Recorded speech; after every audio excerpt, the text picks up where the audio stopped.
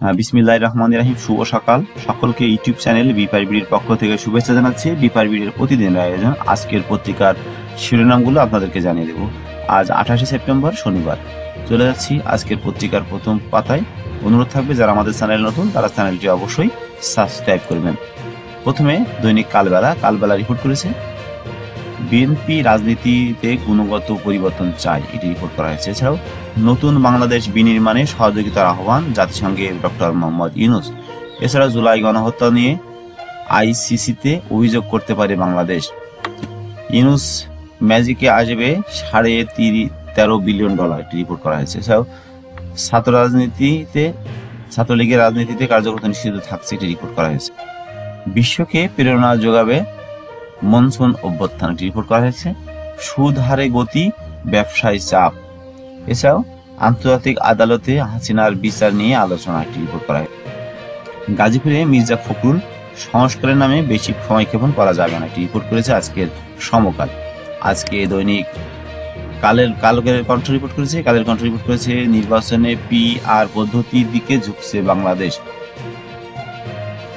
নতুন যাত্রায় বিশ্বকে পাশে চায় ডক্টর ইউনূস, জাতিসংঘের উদ্দেশ্যে ভাষণে তিনি বলেছেন। এছাড়াও ধান চাল সিন্ডিকেট হত্যা, কৃত্রিম সংকটে বাড়াতেন দাম, সাবেক খাদ্যমন্ত্রী নওগাঁর সাধনের অপকীর্তি, রিপোর্ট করা হয়েছে। আজকে দৈনিক ইনকিলাব রিপোর্ট করেছে প্রশাসনের রুদ্ধে আওয়ামী লীগের অনুগতরা সক্রিয়, ইউনূসের অর্জন বাস্তবায়নের সংখ্যা, এটি রিপোর্ট করা হয়েছে। এছাড়াও তারিক আহমেদ সিদ্দিক গ্রেপ্তার না হয় জনমনে নানা প্রশ্ন, রিপোর্ট আছে। ভারতে রপ্তানি শুরু হয়েছে, ঢাকায় বাড়ছে ইলিশের দাম।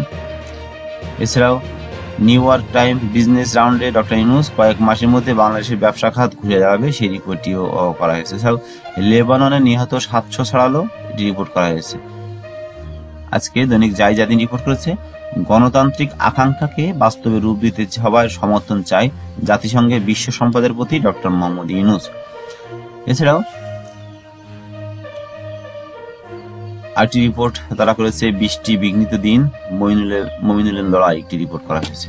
আজকে দৈনিক ইত্তেফাক রিপোর্ট করেছে ইসরায়েলে বিমান হামলায় ফের রক্তাক্ত লেবানন, নিহত 100, 5 দিনে 60 শতাধিক মানুষের প্রাণহানি, এটি রিপোর্ট করেছে। জুলাই আগস্টে গণহত্যা নিয়ে আইসিসিতে অভিযোগ করতে পারে বাংলাদেশ।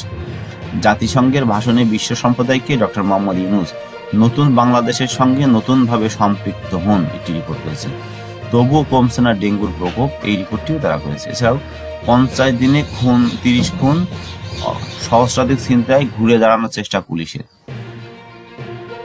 বাড়তি দরেই ডিম মুরগি, একটি রিপোর্ট করা হয়েছে আজকের ইত্তেফাক পত্রিকায়। আজকে দৈনিক যুগান্তর পত্রিকা রিপোর্ট করেছে জাতিসংঘ সাধারণ পরিষদে ভাষণে ডক্টর ইউনূস গণতন্ত্র প্রতিষ্ঠার সমর্থন চায়। এছাড়াও সরকারি প্রকল্পের অর্থে ব্যক্তিগত জমি উন্নয়ন, সম্পদের নেশায় বুধ সুবিদ আলী ভূঁইয়া, একটি রিপোর্ট করা হয়েছে।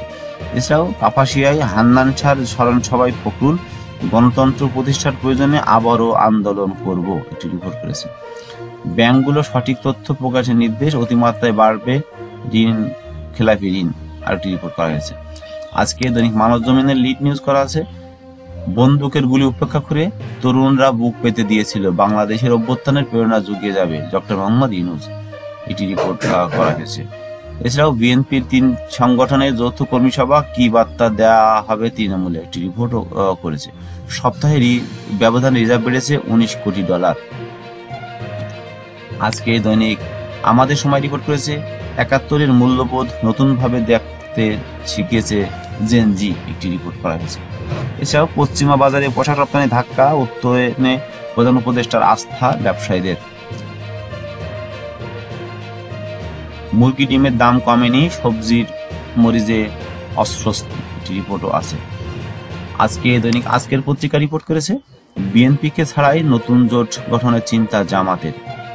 এছাড়াও অংশগ্রহণমূলক নির্বাচনের পরিবেশ তৈরি করা হচ্ছে জাতিসংঘ সাধারণ পরিষদের ভাষণে। জনপ্রতিনিধি আত্মগোপনে পরিষদ কার্যক্রম স্থগিত, রিপোর্ট করা হয়েছে।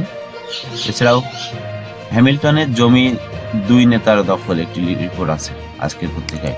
আজকে দৈনিক নয়া দিগন্ত রিপোর্ট করেছে জাতিসংঘে ইউনূসের ভাষণ, বিশ্বমঞ্চে বিপ্লবের বীরগাথা। লেবাননে ইসরায়েলের হামলা চলছে, একদিনে নিহত 92। আজকে দৈনিক বাংলাদেশ প্রতিদিন রিপোর্ট করেছে বিশ্বের প্রেরণা হবে বাংলাদেশ, জাতিসংঘের ভাষণে ডক্টর মোহাম্মদ ইউনূস।